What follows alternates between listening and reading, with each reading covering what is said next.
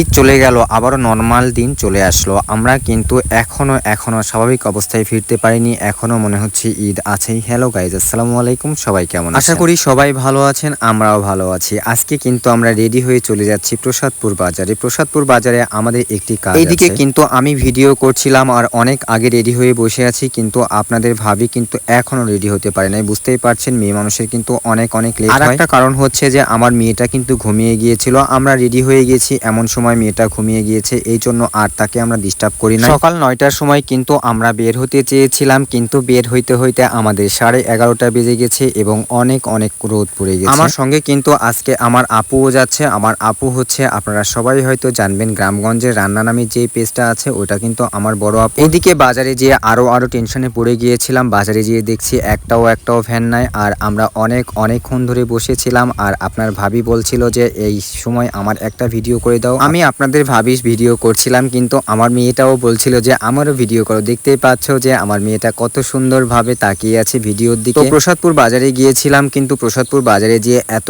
নাজেহাল অবস্থা হয়েছিল যে আমি ব্যাংকের কার্ড নিয়ে গিয়েছিলাম, বাট ব্যাংকে যেয়ে আমি কিন্তু আর সেই টাকাটা তুলতে পারি না। নাকি সকল টাকা শেষ হয়ে গিয়েছে। আসলে কিন্তু ভাগ্যটা এত খারাপ ছিল যে আমি যখনই যাই প্রসাদপুরে টাকা তুলতে, তখনই কিন্তু ব্যাংকের টাকা শেষ হয়ে যায়। অবশেষে আমরা মনটা খারাপ করে কিন্তু আবারও বাসায় চলে এসেছি। বাসায় এসে দেখছি যে বাসায় আয়োজন চলছে, বাসায় মেহমান আসবে, এই জন্য ভালোই লাগলো যে খুব সুন্দর রান্না হবে আজকে। এদিকে আমার ভাগ্নিটা কিন্তু পুরো বাসাটা পরিষ্কার করছে। এটা কিন্তু বাসার বাইরের পার্ট, এখানে কিন্তু ও খেলাধুলা করবে, এই জন্য কিন্তু পরিষ্কার করছে। এটা হচ্ছে আমার ছোট বোনের ছোট মেয়ে, সে কিন্তু অনেক ভালো এবং অনেক সুন্দর করে কথা বলতে পারে। একে হয়তো আপনারা দেখবেন গ্রামগঞ্জের রান্না পেজে। ওর ভিডিও করতে কিছু গল্প করছিলাম ওর সাথে আর মজা করছিলাম। আসলে ভাগনা ভাগ্নি কিন্তু অনেক মজার জিনিস। সেই দিন কিন্তু অনেক গরম ছিল। এত গরমের মধ্যে কিন্তু আর ভালো লাগছিল না। বাসায় এসে দেখি নাজেহাল অবস্থা, বাসায় কারেন্ট নেই। আর ছোট্ট বাচ্চারা কিন্তু নানুর বাসায় মামার বাসায় এসে প্রচুর মজা করে। ও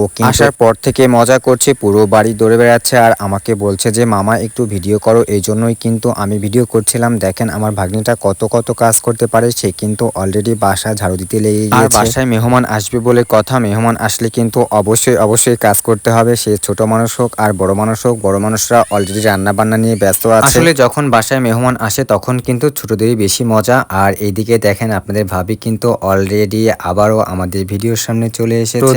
প্রচন্ড পরিমাণে গরম ছিল আজকের দিনে। আর আমাদের বাসায় কিন্তু প্রচুর পরিমাণে গরম হয়, কারণ আমাদের বাসায় গাছগাছালি থাকলেও সবগুলো ছোট গাছ। আর এইগুলা হচ্ছে ফুলের গাছগুলা কিন্তু আমার খুবই প্রিয়। আর এই ফুলের গাছগুলা কিন্তু আমি লাগিয়েছিলাম, এর আগেও হয়তো আপনাদেরকে দেখিয়েছি। আর এই ডালিমগুলা কিন্তু একদম অনেক মিষ্টি হয়। আর গ্রামের বাড়ি বলতে বুঝতেই পারছেন সবকিছুই কিন্তু আছে।